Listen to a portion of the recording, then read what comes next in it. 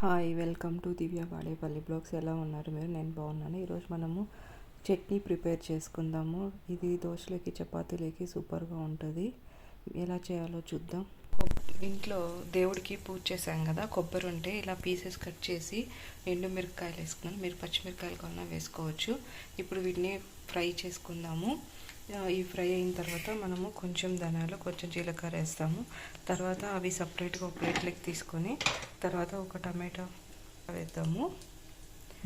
పచ్చడి చల్లారిన తర్వాత మనం గ్రైండ్ చేసుకుందాము. ఫస్ట్ కొబ్బరి ఇవి మనము ఫ్రై చేసుకుందాం. ఒక ఆనియన్ కూడా తీసుకున్నాను చట్నీ గ్రైండ్ చేసిన తర్వాత వేసుకోవడానికి. ఇవంతా మనము గోల్డెన్ కలర్ వచ్చే వరకు ఫ్రై చేసుకుందాము. చూడండి, మరీ ఎక్కువగా ఫ్రై చేసుకోవద్దు. ఇప్పుడు ఫ్రై అయినాయి. ఇందులో మనము ధనియాలు, జీలకర్ర వేసి ఫ్రై చేసి పక్కన పెట్టుకుందాము. ముందే వేసాను అనుకోండి మాడిపోతాయి. అందుకని నేను ఫస్ట్ కొబ్బరి అవి ఫ్రై అయిన తర్వాత వేసుకుంటున్నాను. మీకు కావాలంటే మెంతులు కూడా వేసుకోవచ్చు. నేను మెంతులు వేసుకోవడం లేదు, జస్ట్ కొంచెం జీలకర్ర, ధనియాలు వేసుకుంటున్నాను. నేను ఇలా వేయించి పెట్టుకున్నాను. కొంచెం చల్లారనిద్దాము. ఇప్పుడు టమాటాలు, ఒక టమాటా కట్ చేసేసి పీసెస్తో కోసి మగ్గనిచ్చుకుందాము. ఇందులో కొంచెం ఉప్పు వేద్దాము, కొంచెం చింతపండు వేసుకుందాం. తర్వాత ఇలా రాళ్ళు ఉప్పు వేసుకోవాలి. సాల్ట్ వేసుకుంటే టేస్ట్ అంత బాగుండదు. ఈ టమోటాను మగ్గనిద్దాము. తర్వాత నేను ఇలా కొంచెం చింతపండు తీసి పెట్టుకున్నాను, కడిగి పెట్టుకున్నాను. ఇది కొంచెం మగ్గిన తర్వాత దాంట్లో వేసేస్తే నానిపోతుంది. మనం నానబెట్టాల్సిన అవసరం లేదు. టమోటా కూడా మగ్గింది. ఇప్పుడు మనం చల్లారి పెట్టుకుందాము.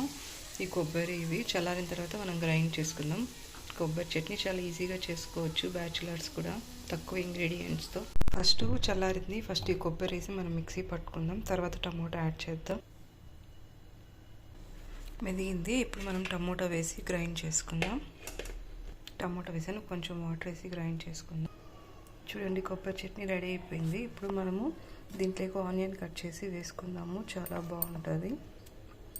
చూడండి, ఆనియన్ వేసాను. ఈ చట్నీ వేడివేడి అన్నంలోకి బాగుంటుంది, చపాతీలోకి బాగుంటుంది, ఉప్మాలోకి బాగుంటుంది, రైస్లోకి, పూరీలోకి కూడా బాగుంటుంది.